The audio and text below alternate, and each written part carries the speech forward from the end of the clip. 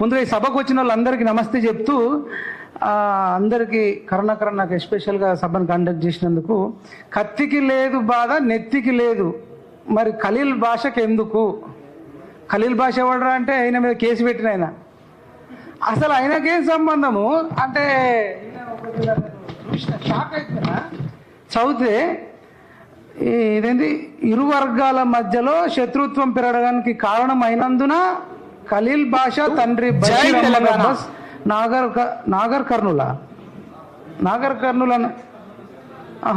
కర్నూల్ ఉన్న వ్యక్తి కర్నూలులో సెటిల్ అయ్యి అంతా ఈయన క్యాండిడేటే డిఫరెంట్ ఉన్నాడు.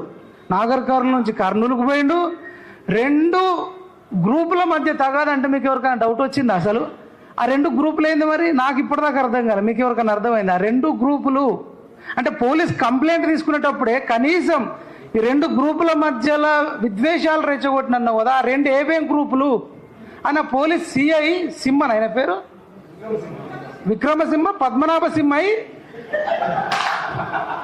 కనీసం ఒక పోలీస్ జాబ్ చేస్తున్నావు సిఐ, సర్కిల్ ఇన్స్పెక్టర్, రెండు గ్రూపుల మధ్య తగాదాలు అన్నావు, రెండు గ్రూపుల మధ్యలో విద్వేషాలు అన్నావు.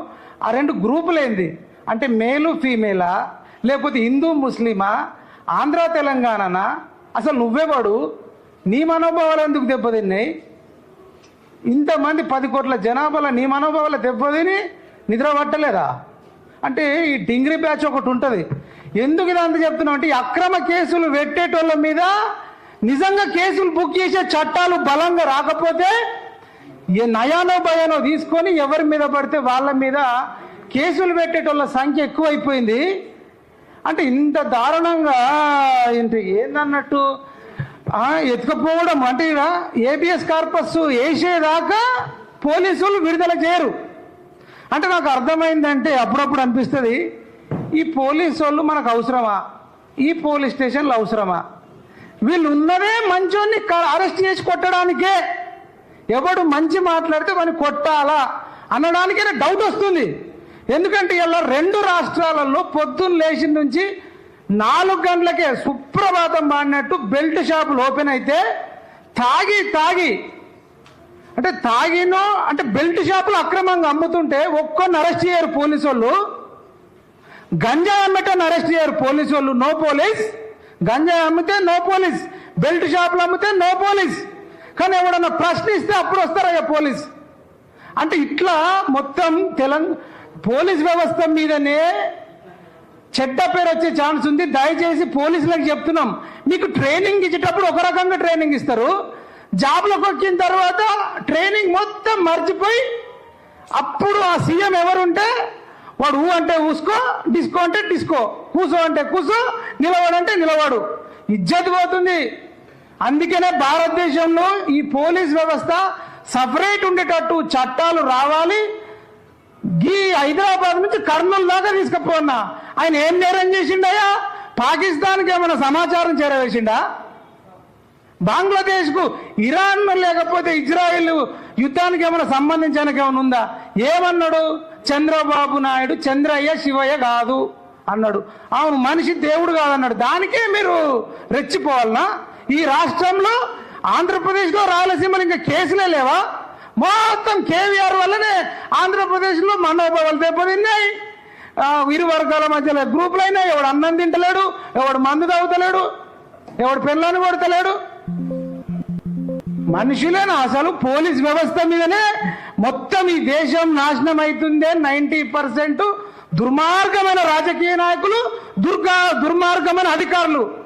ఒక్కొక్క పోలీసు వాళ్ళు కావచ్చు, అధికారులు కావచ్చు, 1000 కోట్లు, రాజకీయ నాయకులు 1000 కోట్లు. అడిగిండు చంద్రబాబు నాయుడుకు 2 ఎకరాలు ఉండే 2 లక్షల కోట్లు ఎట్లా వచ్చినాయను? వీలైతే సమాధానం చెప్పండి, ఆయన తప్పు మాట్లాడితే కౌంటర్ వేయండి. అంతేగాని పోతాం ఎత్తుకపోతాం. అసలు ఇట్లేమో నెక్స్ట్ చట్టాలు రావాలి. ఎవరైనా అక్రమంగా నోటీస్ ఇవ్వకుండా ఎత్తుకపోవడానికి మీకు హక్కులు ఉంటాయా? అంటే పోలీస్ యూనిఫామ్ వేయంగానే కొమ్ములు వస్తాయా? పోలీసులు చట్టానికి ఏమన్నా అతీతులా? దయచేసి పోలీస్ వ్యవస్థకు కానీ ఈ అక్రమంగా కేసులు పెట్టేటోళ్ళకి కానీ మేము చెప్తున్నాం, ఈ ఖలీల్ పాషా గారి మీద మనం కేసు పెట్టాలి. హైదరాబాద్లో వాడు కర్నూలు నుంచి హైదరాబాద్కు రావాలి. అక్రమ కేసులు పెట్టేటోడి మీద అక్రమ కేసులు పెట్టాలి.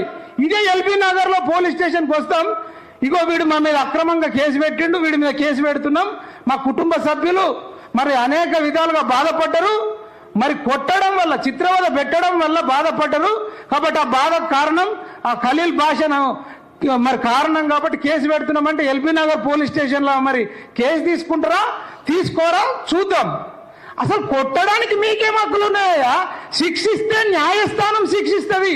జడ్జి గారు న్యాయమూర్తి, న్యాయమా అన్యాయమా చెప్పేది న్యాయమూర్తి ఆ పోలీసు వల్ల. What is police duty?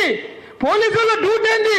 ఏమన్నా మన పేరు సాయి కుమార్ ఉంటాడు, పోలీస్ జాబ్ ఒకటి ఉంటుంది, అట్లా కాదు, ఇట్లా ఉండదు. అట్లా న్యాయమూర్తి ముందు హాజరుపరచాలి, న్యాయమూర్తి చెప్పే దాన్ని బట్టి శిక్ష ఉంటుంది. కానీ మీరంతటా మీరే ఆయన ఏదో గంజాయి అమ్మినట్టు, డ్రగ్స్ అమ్మినట్టు 90% రాజకీయ నాయకులు పెద్ద దొంగలు. మీకు వీలైతే ఆ రాజకీయ నాయకుల లోపటేసి కుమ్మురి. కానీ మా కేవీఆర్ లాంటి జోలికి వస్తే ఇప్పుడు ఒక్క కేవీఆర్తో ఇప్పుడు ఆ ఖలీల్ భాషకు చెప్తున్నా, ఇప్పుడు కాదు అప్పుడు కాదు ఇరు వర్గాల మధ్య విద్వేషం. ఇప్పుడు కేసు పెట్టినావు కదా, ఇప్పుడు ఆంధ్ర తెలంగాణ అనే విద్వేషం అయింది. ఇప్పుడు ఒక కేవీఆర్ కాదు 100 మంది కేవీఆర్లు రేపటి నుంచి చంద్రబాబు నాయుడిని శివయ్య కాదు కాదు అని ప్రశ్నిస్తాం. ఇక ఎంతమంది థర్డ్ డిగ్రీలు ఇస్తావో, 4th డిగ్రీ ఇస్తావో నీకు ఇష్టం నటించుకో. మాకు నచ్చింది మేం చేస్తాం, మీకు నచ్చింది మీరు చేయండి. జై తెలంగాణ, జై జవాన్, జై కిసాన్, జై హింద్.